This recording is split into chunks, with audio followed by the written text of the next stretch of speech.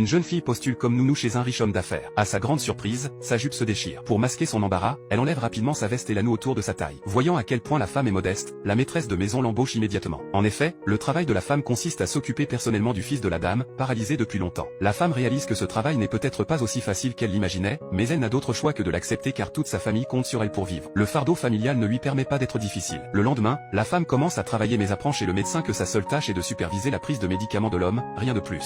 Cependant, pour mériter son salaire élevé, elle décide de prendre cette unique responsabilité au sérieux. Elle trouve enfin le courage d'approcher l'homme et propose de l'emmener faire un tour, mais elle est immédiatement rejetée. La femme est momentanément à court de mots face à cette réponse. Lorsqu'elle rassemble son courage pour essayer de communiquer à nouveau avec l'homme, elle est directement interrompue. La femme n'a d'autre choix que de quitter la pièce, embarrassée. Mais elle n'abandonne pas facilement. Chaque jour, la femme apparaît devant l'homme vêtu de couleur vive. Puisque chercher à plaire ne fonctionne pas, elle choisit d'être courageusement elle-même. Mais ce style vestimentaire unique est presque insupportable à regarder pour l'homme. Contrairement aux autres, la femme ne traite pas du tout l'homme comme un handicapé. Sa personnalité maladroite provoque souvent toutes sortes de quiproquos, mais cela rend aussi la vie de l'homme moins monotone. Il attend même avec impatience l'apparition de la femme chaque jour. Mais aux yeux de la femme, l'homme a toujours l'air arrogant. Jusqu'à ce jour où l'ex-petite amie de l'homme et son meilleur ami viennent lui rendre visite. Ils hésitent puis finissent par lui avouer une chose, ils sont ensemble maintenant. L'homme semble très calme en surface mais est très blessé à l'intérieur. Après leur départ, la femme entend un bruit dans la pièce. Elle se précipite pour vérifier et découvre que l'homme a brisé sa photo avec son ex-petite amie. La femme compatit sincèrement à la douleur de l'homme, mais elle ne peut qu'en parler à son petit ami. Cependant, le petit ami ne s'intéresse pas au travail de la femme. La femme doit donc trouver une solution par elle-même. Elle rassemble les morceaux du cadre photo, voulant préserver ce beau souvenir pour l'homme. Mais cet acte met l'homme encore plus en colère. La femme ne comprend pas pourquoi l'homme est toujours comme ça, mais cette fois elle choisit de ne plus le tolérer. Elle dit à l'homme qu'elle fait tout cela uniquement parce que c'est son travail. L'homme ne réplique pas, peut-être parce qu'il réalise à quel point la vie de la femme est difficile. À partir de ce moment, l'attitude de l'homme change. Il invite même la femme à regarder un film avec lui ce jour-là. La femme est captivée par le film tandis que l'homme observe discrètement ses réactions. La femme est constamment plongée dans l'univers du film. Il commence à discuter de l'intrigue et se rapproche. Le sourire revient sur le visage de l'homme. Il accepte même de sortir. Les gens autour de lui sont étonnés par son changement. Mais juste au moment où elle est pleine de confiance dans ce travail, un accident arrive à l'homme.